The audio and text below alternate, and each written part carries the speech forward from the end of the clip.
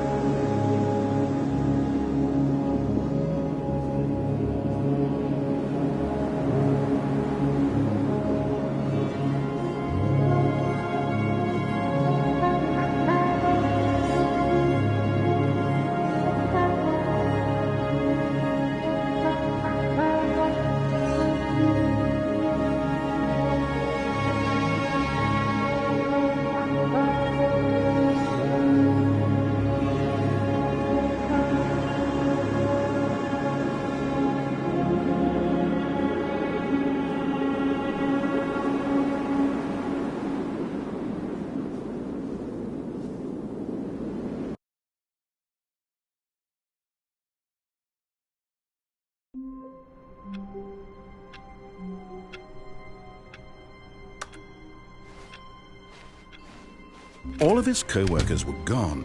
What could it mean? Stanley decided to go to the meeting room. Perhaps he had simply missed a memo.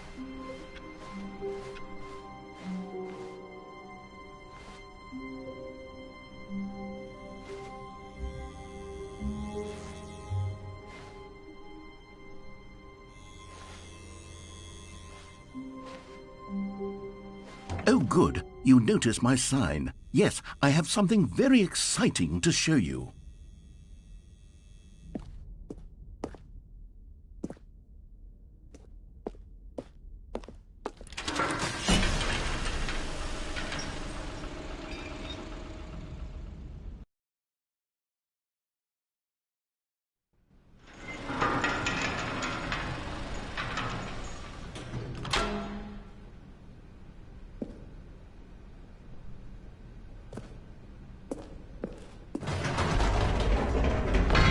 You see, Stanley, I've been reflecting on the Stanley Parable and about how roundly disappointing this Ultra Deluxe version has turned out to be. The original Stanley Parable was a landmark, and any new content for it should live up to that legacy. So forget this Ultra Deluxe nonsense. I say we take it one step even further. Which is why I'm very proud to announce for the first time ever, the Stanley Parable 2.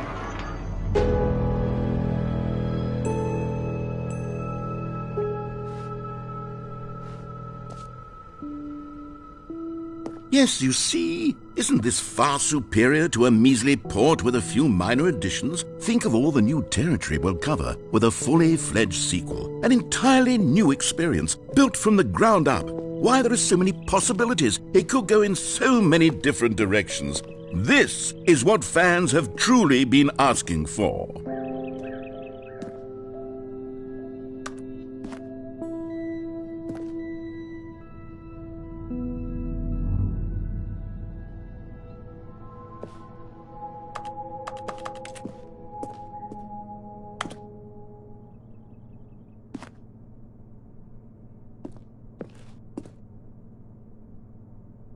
Calling it the Stanley Parable 2 is just so much catchier than Ultra Deluxe, don't you think? Ultra Deluxe? What does it even mean? But the Stanley Parable 2, now that's an artistic statement right there.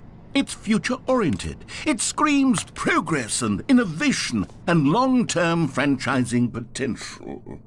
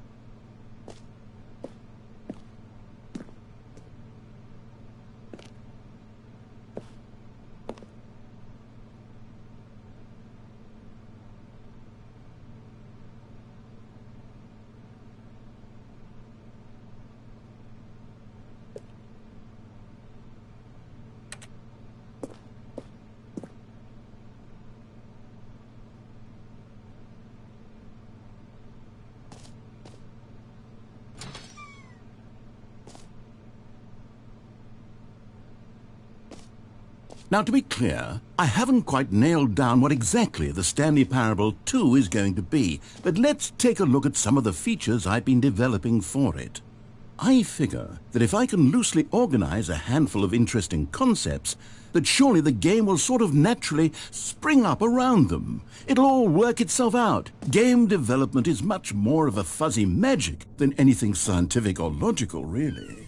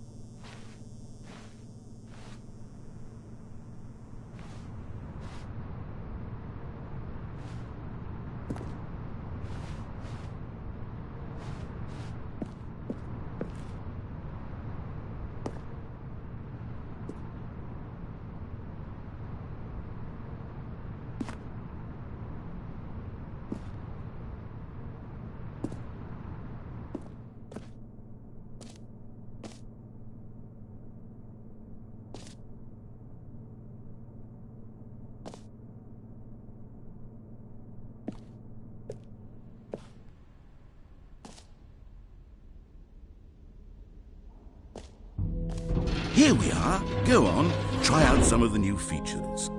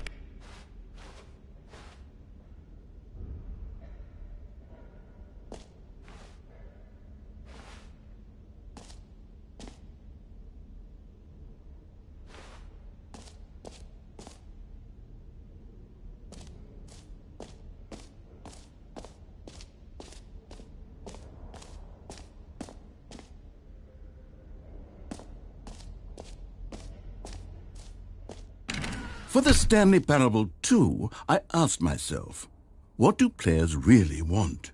And of course, the first and most obvious answer is that they want to be individually recognized and validated as people. So with that in mind, my first addition to the game is this button which speaks the name of the person playing the game. Isn't that wonderful?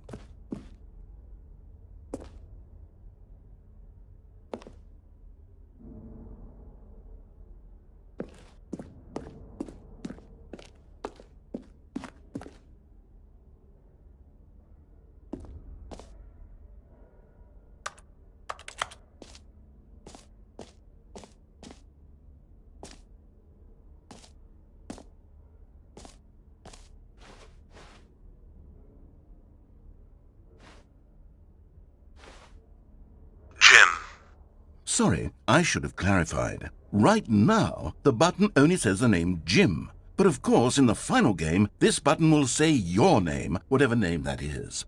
Here, let's have you role-play as Jim to really simulate the full experience of this feature. Just play along. I promise you'll love it. Okay, here we go. Let's take a deep breath, clear your mind, forget whoever you are, and simply become a person named Jim. I want you to imagine yourself living as Jim, sleeping and waking as Jim, falling in love and being heartbroken as Jim, seizing all of the world's possibilities as Jim, and as Jim watching your dreams crumble into dust. Do you feel it deeply? Are you really, truly Jim right now? If so, then please step forward and press the button.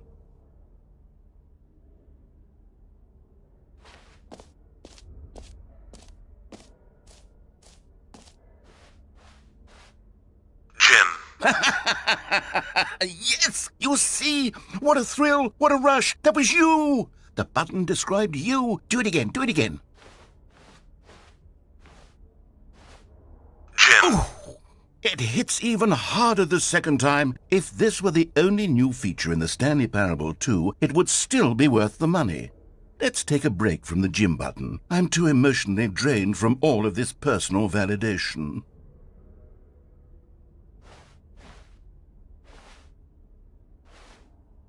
Whoa there, cowboy. Sometimes a person can be too much Jim. I'm putting the Jim button away. Otherwise, soon you'll start to lose all sense of who you actually are.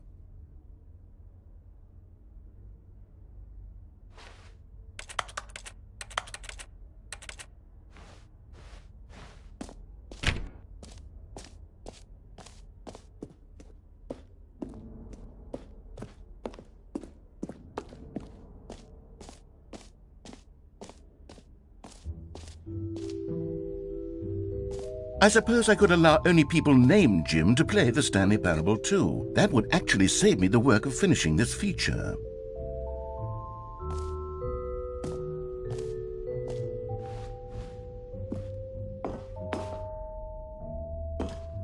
An epilogue would be fun, wouldn't it, Stanley? Yes, it would go at the end of the, well, we'll figure that out later.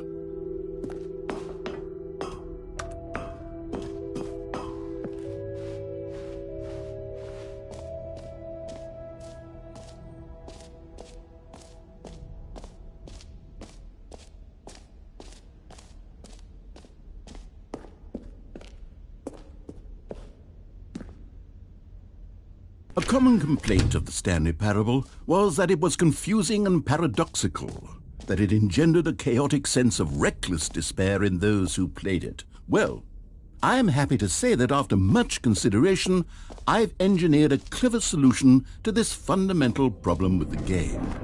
It's the Stanley Parable Reassurance Bucket. You see, Stanley, anytime you're holding the bucket, a sense of calm and ease will fill your mind and your heart. It's true. As long as you hold on to the bucket, the many disorienting contradictions of the Stanley Parable will feel perfectly normal and perhaps even comforting.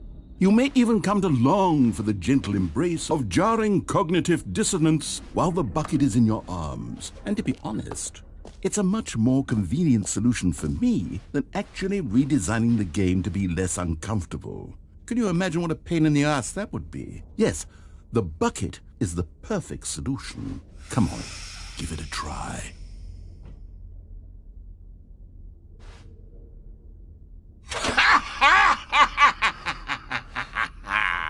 Can you feel it?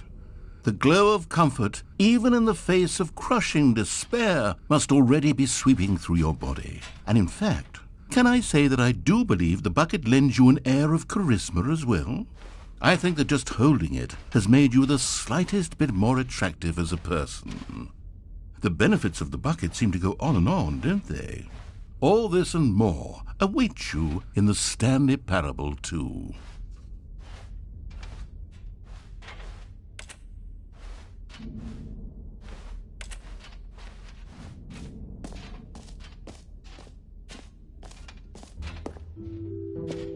Does anyone give out awards for most enjoyable bucket in a video game? That really should be an award if it isn't already.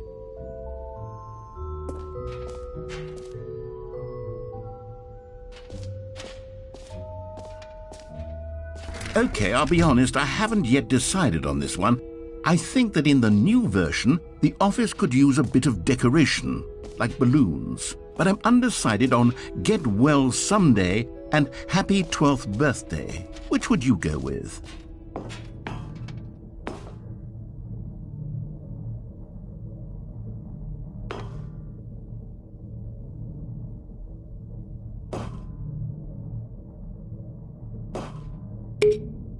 You know, sometimes when you solicit another person's opinion, it makes you realize that you knew which one you actually really wanted all along.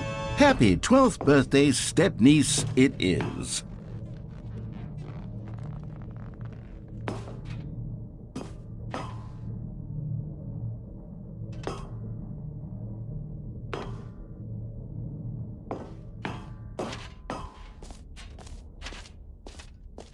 Or actually, maybe I should have gone with... No, I've made my decision. We're moving on.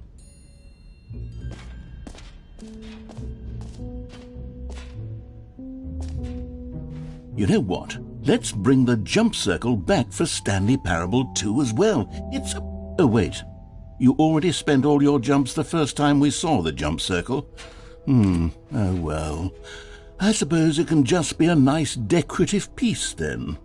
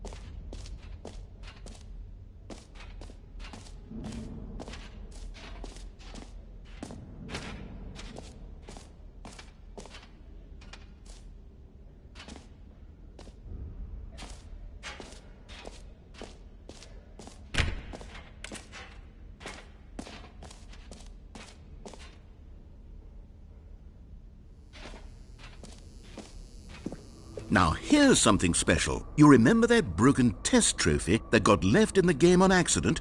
Well, I'm developing a technology to simply give you the trophy. Yes. You see, you'll come to this lever, and when you pull it, the trophy will be given to you.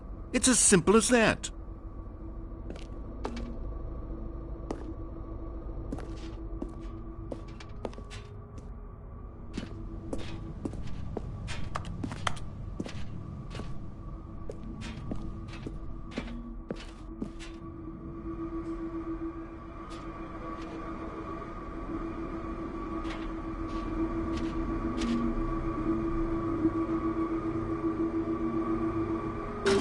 Okay, perhaps I should have clarified.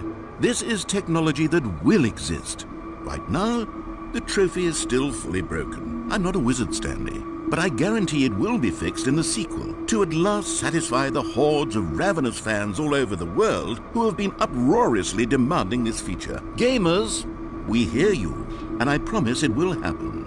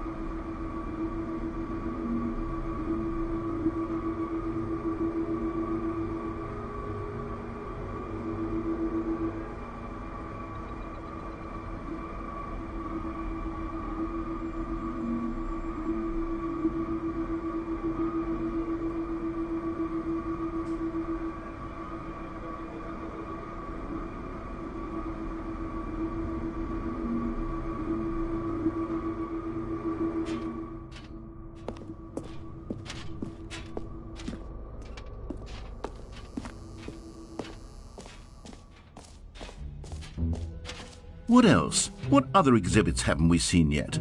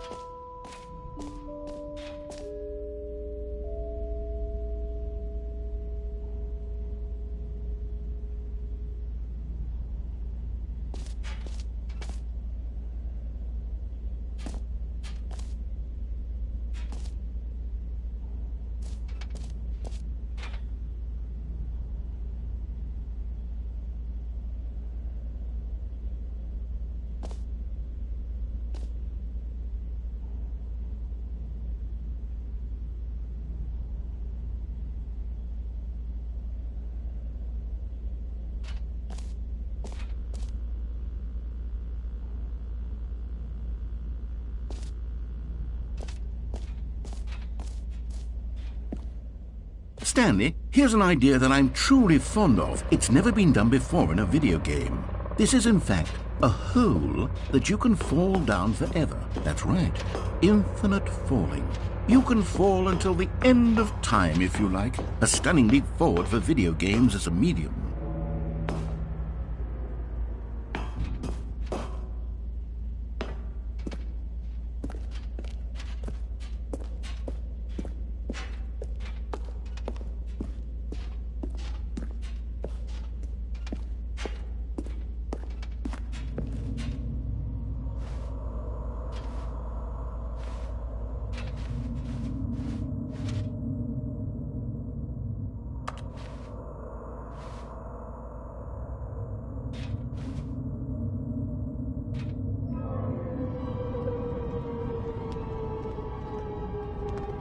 You see, isn't it wonderful? One of my more ingenious concoctions, if I do say so. Now then, since you've gotten to see the infinite hole, you can press the teleport button to pop back up to the top, and we can continue onward. Now, I don't mean to be a bummer, but I do recommend you use the teleport button to go back to the top. Maybe do it on the sooner rather than later spectrum of things.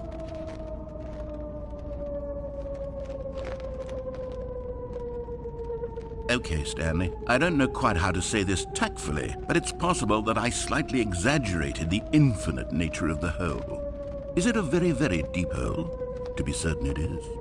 It's an extremely deep hole. I don't want anyone to say that it isn't an astonishingly deep hole. It is. Is it infinite? Well, that sort of depends on your definition of infinity.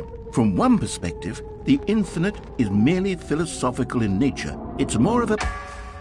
Okay, well, good for you. You found the bottom of the hole. You found me out, Stanley. I'm a liar and a cheat, and you're so clever. Look, I think the issue here is just that you're unusually fascinated by falling. What normal person actually wants to fall infinitely? I figured the hole was as deep as anyone would actually need. Don't you put this on me. Maybe you're the problem. Look, things got a little heated there. I think we both said some things we didn't mean. Why don't we just put all this behind us and agree to just call the hole mostly infinite? If that works for you, then go ahead and press the teleport button to warp up to the top of the hole and we can move on. I'll just be up here when you're ready.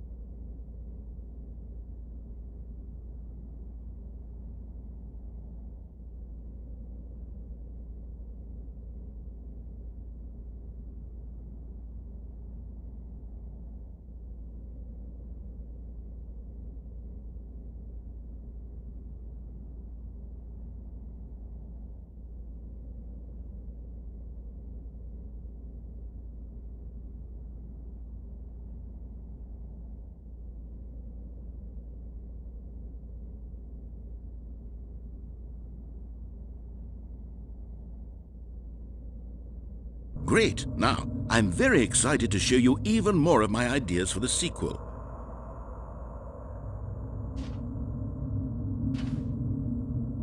Oh, for heaven... You see, I was right. The problem is you. The problem is that you like holes too much. Not normal. A normal person would have said, yep, that's an infinite hole right there, goes on forever till the end of time. Don't need to see it all, but not you. Oh, no, no, no, no. You have a weird sort of... Oh. Did the hole seem even shorter to you this time? I couldn't help but feel like you spent a little less time in there than you did before. I mean, admittedly, I didn't make an infinite hole, but I didn't think it was that not infinite. Well, I suppose once again there's nothing to do here. If you decide you've had enough of the hole, you can hit the teleport button and come join me up above.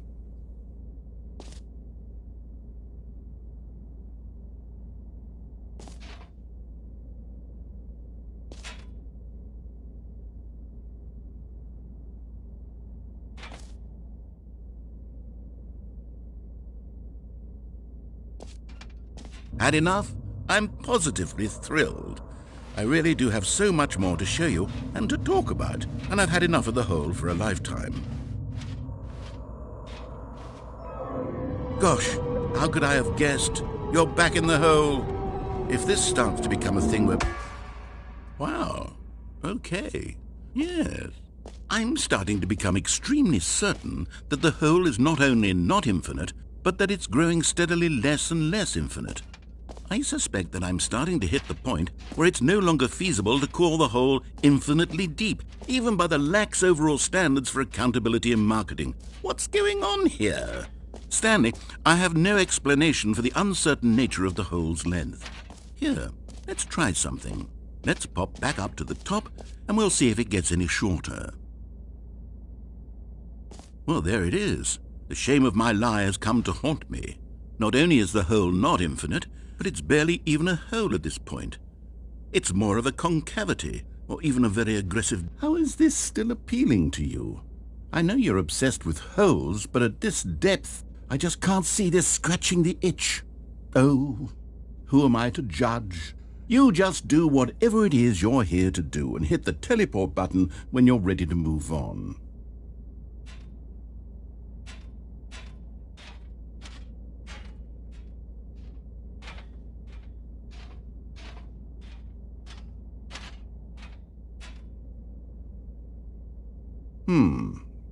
Is the, teleport button not working? You sure? Well, I mean, I really don't have an explanation. It was working just a moment ago. Try it again. Still nothing? Well, I suppose there is one thing I can do to fix this. I'm out. Goodbye, Stanley. You couldn't bear to be away from the hole, and now you'll get more time with it than you could ever have asked for. It's a win for everyone. You get to be with the hole, I get to do literally anything else. Take care, Stanley. I hope you and the hole have a wonderful rest of eternity together.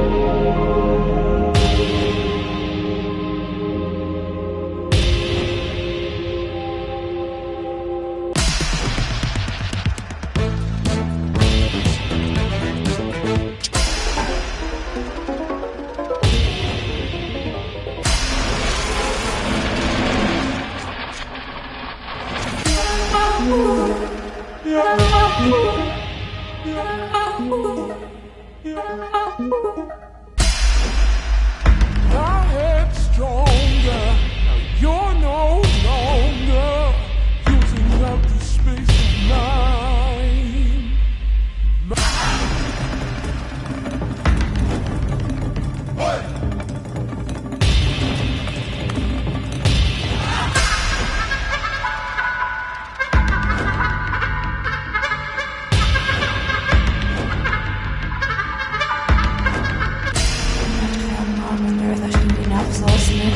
Die var perfekt verwild.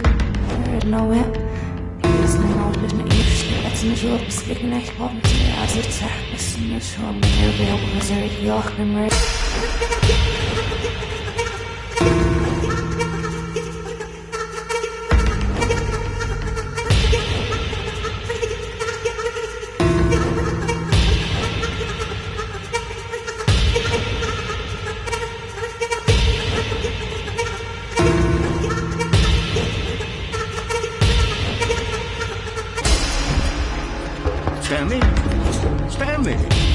Stanley!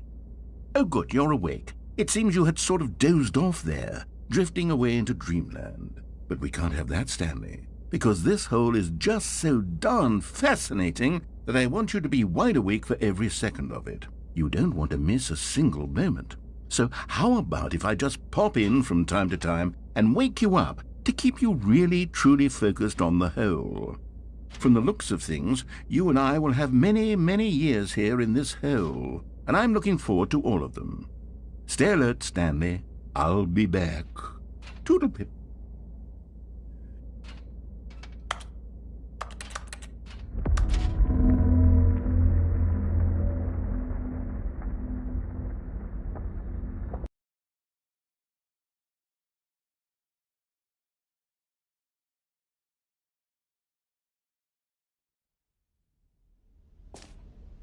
Here we are. Go on, try out some of the new features.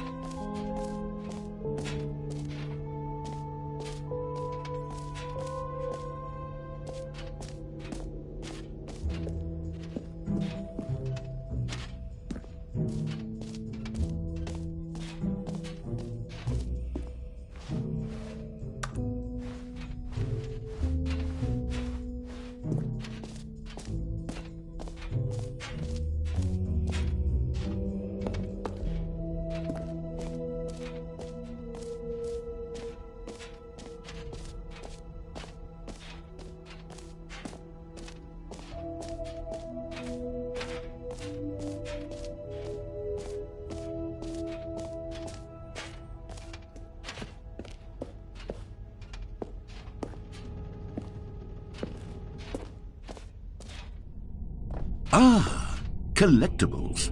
Now it's a real video game. In the Stanley Parable 2, you'll run around gathering up these miniature Stanley figurines. And what's truly innovative is that there will be no reward for collecting all of them. I don't want to stifle the intrinsic joy of watching a number go up. You simply collect all of them, and then you move the hell on with your unremarkable life.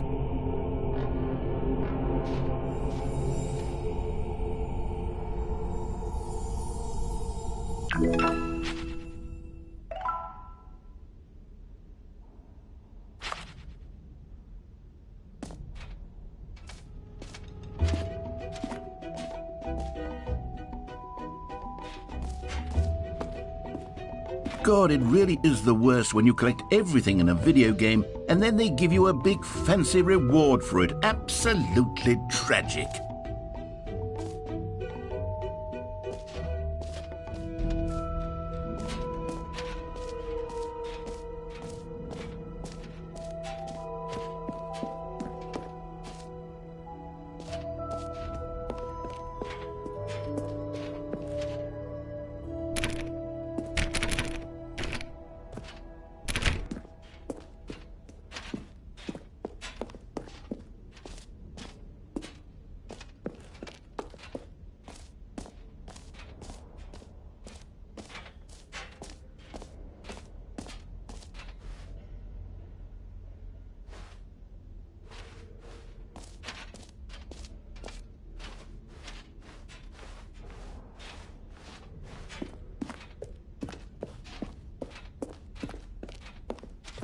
All right, have you seen everything you wanted to? Ready to move on now?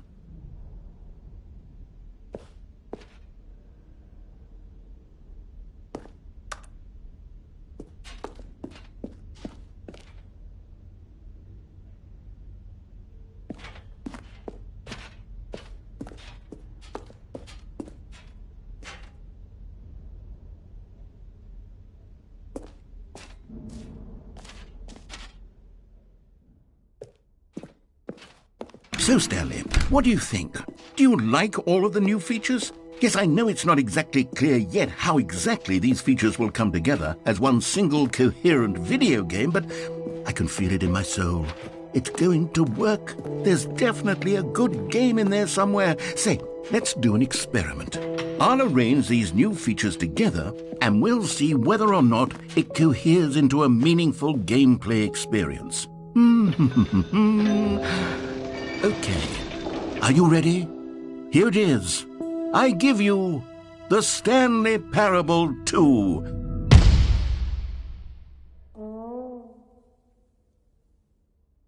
I mean, there's potential here, right? It's sort of...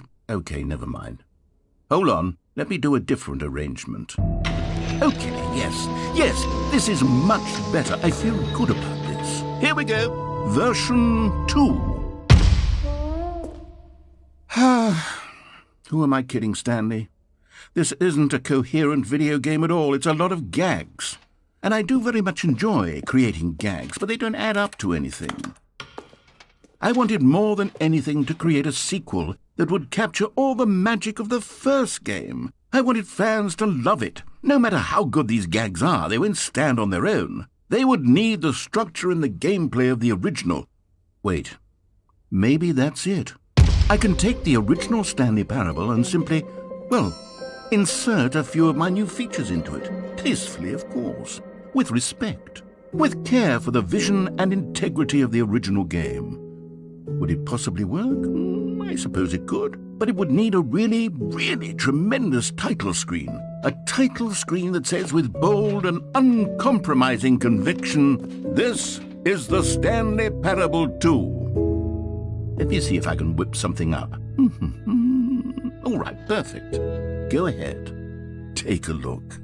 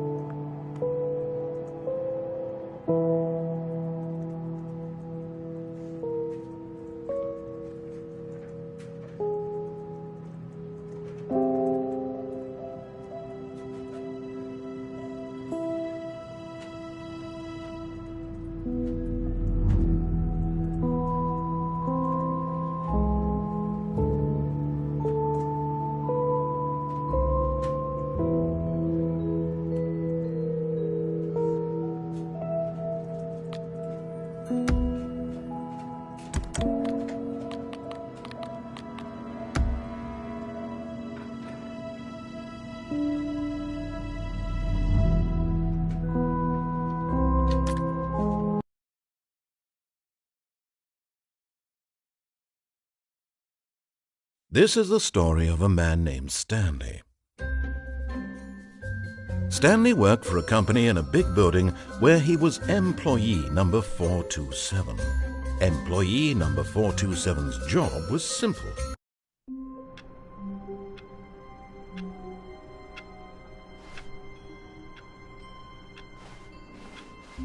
All of his co-workers were gone. What could it mean? Stanley decided to go to the meeting room. Perhaps he had simply missed a memo.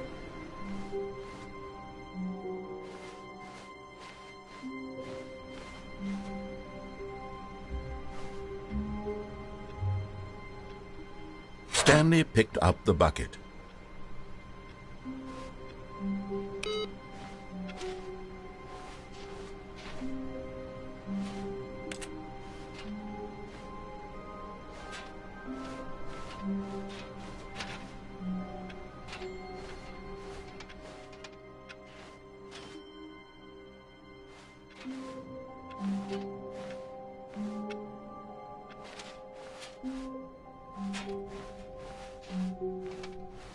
Stanley clutched the bucket tightly to his chest and entered the door on his left.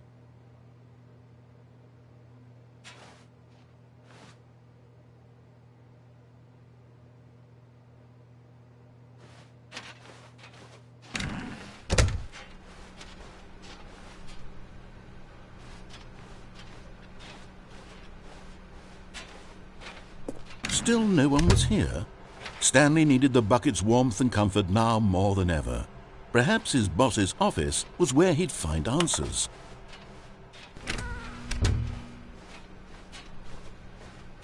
Coming to a staircase, Stanley and the bucket walked upstairs to the boss's office.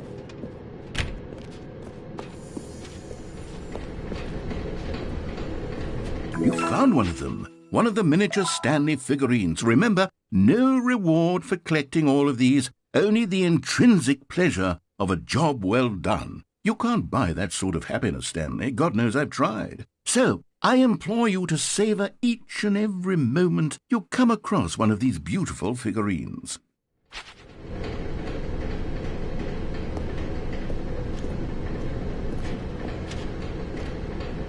but Stanley just couldn't do it. He considered the possibility of facing his boss, admitting he had left his post during work hours. He might be fined for that. And in such a competitive economy, why had he taken that risk? All because he believed everyone had vanished? His boss would think he was crazy.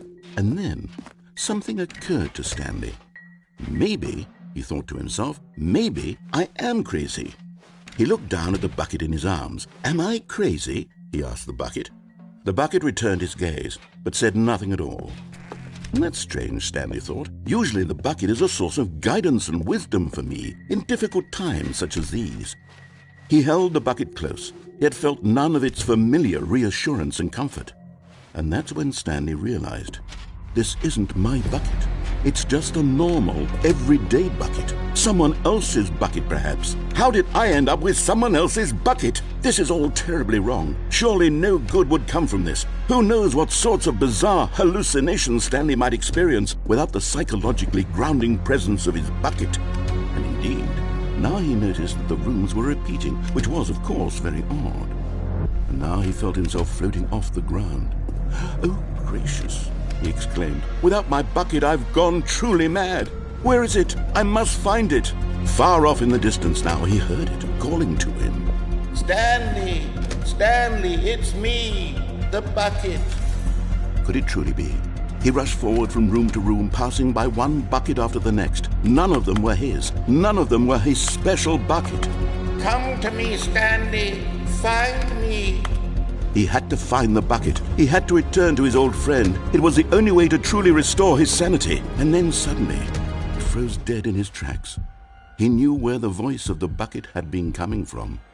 The real bucket was inside of him all along.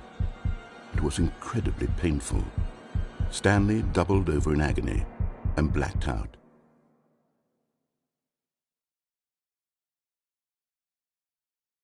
This is the story of a woman named Mariella. Mariella woke up on a day like any other. She arose, got dressed, picked up her bucket of comfort and security, and walked to her place of work. But on this particular day, her walk was interrupted by the body of a man who had stumbled through town, talking and screaming to himself, and then collapsed dead on the sidewalk. Right away, she knew what the problem was. This man had no bucket. Of course he'd gone mad, ranting and raving about a narrator describing all of his actions and how everything is predetermined and free will is an illusion and it's all just a video game. It could all have been prevented if only he'd taken his bucket with him. Perhaps he didn't even realize he'd forgotten his bucket at home in the first place. How cruel the world can be, Mariella thought, and she hugged her own bucket even tighter. But of course, she had no time for this. There were a myriad of confusing problems she would soon have to confront at work, for which her bucket would provide absolute guidance and total clarity on everything. Heck yes, she thought to herself, my life kicks ass. And she backflipped all the way to work.